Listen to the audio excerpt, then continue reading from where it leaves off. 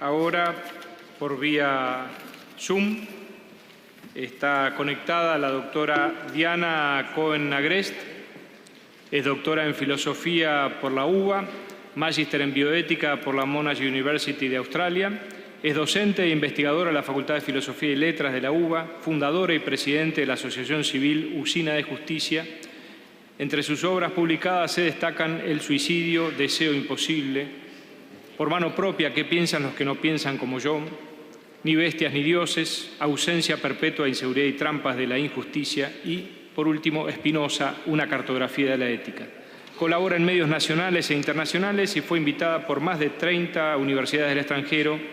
Ha obtenido el Premio Trébol de Plata en Servicio a la Comunidad del Rotary Internacional, Premio Nacional de Ensayo Psicológico por la Secretaría de Cultura de Presidencia de la Nación, 2010, y el Premio UBA por Divulgación Científica en el 2009, y en el 2016 recibió el Premio Conex de Platino. Doctora Cohen-Agrest, la escuchamos con atención.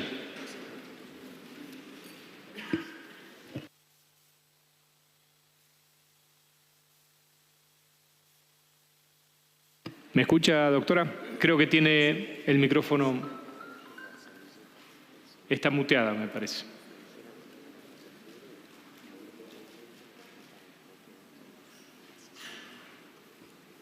Gracias por invitarme. Es un honor participar en el proyecto.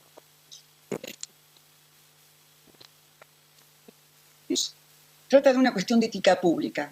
La ética pública alude a la cultura, a los procesos, las estructuras y las reglas que garantizan que quienes ocupan cargos públicos actúen en aras del interés público más amplio, en lugar de su propio interés. Lejos de estos valores cívicos, el proyecto de ley de ficha limpia tiene como fin impedir el acceso a un cargo para obtener fueros e impunidad, es decir, no aprobar ese proyecto de ley de ficha limpia. Porque una persona que cuenta con un antecedente penal no puede ser candidata. Entre cientos y hasta miles de ejemplos imposibles de contabilizar, es notorio el del expresidente Carlos Menem. En 2015, un tribunal lo condenó a 4 años y medio de prisión e inhabilitación perpetua para ejercer cargos públicos por el pago de sobresueldos. Luego fue condenado a 7 años de cárcel por contrabando de armas a Ecuador y Croacia. Todos recordarán la explosión de Río Tercero, donde hubo 7 muertos y más de 300 heridos. El 9 de agosto de 2017, la Cámara Electoral resolvió que el expresidente no podría ser candidato al Congreso, ya que tenía una condena por tráfico de armas. Y apenas 20 días después, con una celeridad envidiable, más precisamente el 29 de agosto de 2017, la misma Cámara Electoral rechazó las impugnaciones presentadas contra la candidatura a senador del expresidente, pese a tener esa condena de prisión por tráfico de armas. La historia, como saben, no termina allí. En el 2018, la Cámara de Casación ratificó la pena de 4 años de prisión contra el expresidente por la causa de los sobresueldos, pero como a esa altura ya gozaba de fueros, continuó sentado en el Senado. Entonces, fíjense que es un win-win, ¿no? Todos ganan. ¿Por qué? Porque Menem estuvo con sus fueros como senador, un cargo que ocupaba para evitar ser enviado a prisión por las causas judiciales que le afectaban. El oficialismo de entonces se garantizó su voto y desde el 2005 hasta su muerte, en el 2021, el Congreso fue su aguantadero gracias al cual salieron leyes escandalosas.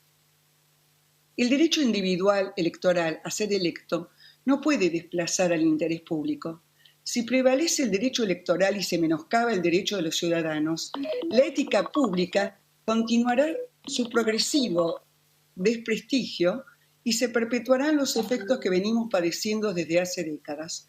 Por un lado, la desconfianza en la palabra y en los actos de los funcionarios y el consecuente descrédito de las instituciones que los sostienen en calidad de servidores de la ciudadanía. Por otro, los efectos más concretos, el robo de los recursos de los argentinos, la desviación de fondos destinados al desarrollo del país, la imposibilidad de ofrecer servicios básicos a la población y el desaliento de las inversiones extranjeras. De los tantos argumentos a mencionar, rescato en particular 4. En primer lugar, el respeto del derecho a la privacidad. Se suele alegar este principio a propósito de los abusos sexuales de un Spinoza o de un Alperovich o de tantos otros, cuando se los intentó tratar como delitos de dependencia de instancia privada. Pero lo cierto es que algunos comportamientos privados impactan en los estándares éticos en el ejercicio de la función pública. Allí hay un abuso de poder, que es una forma de corrupción. Y para mostrar que no se trata de un ensañamiento con el presente, porque los actos de corrupción son la moneda corriente desde larga data, recordemos que en el año 2012, José Otavis recibió un mensaje de una compañera de bloque en el que le transmitió un ofrecimiento de soborno en la legislatura bonaerense. La causa se inició de oficio a raíz de una fotografía de la pantalla del celular BlackBerry de Otavis. ¿Cuál fue la coartada? El legislador alegó que se trataba de una invasión a su privacidad. El negociado, el soborno, era lo de menos. Cuando estos funcionarios continúan en el poder o son reelectos, se pasa por alto que los funcionarios de los tres poderes del Estado, por su cargo mismo, poseen su privacidad muy restringida. Por ende, su vida íntima se limita a su círculo familiar. El funcionario que vive en una residencia oficial, presidente, gobernadores, diplomáticos, etc., tienen más restringida aún su vida privada. En segundo lugar, hablar de un principio de inocencia cuando se cuenta hoy con cámaras, videos y material grabado inimaginable cuando se gestó dicho derecho es un acto de mala fe, una simulación, un simulacro donde todos debemos fingir una creencia falaz que sirve de guarida de quienes delinquen y que a menudo nos vemos obligados a aceptar volviéndonos cómplices de quien violó la ley.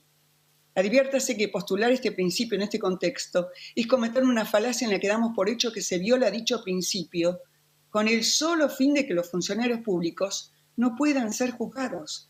Como si fuera poco, se le suma la ineficiencia de la justicia, podríamos llamarla Manuelita, como la tortuga, pero con final poco feliz, y sabemos que los juicios de corrupción duran hasta más de 2 décadas y hasta se los deja prescribir.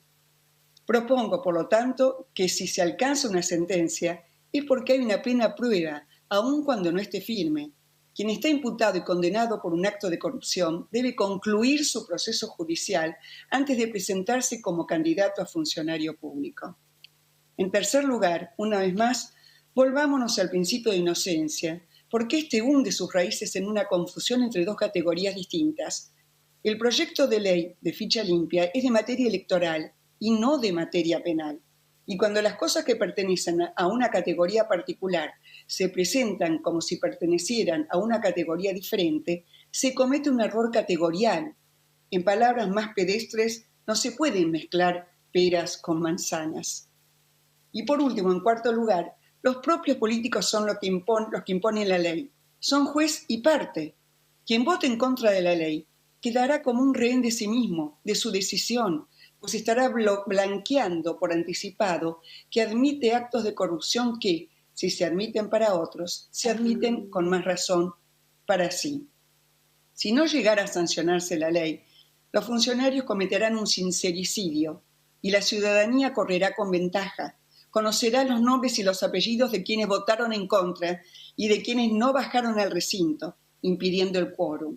Dado los débiles artilugios jurídicos de los que se valen quienes se oponen a la sanción de la ley, los ciudadanos sabremos quiénes ya están cometiendo actos de corrupción o quiénes son férreos candidatos a caer en ellas.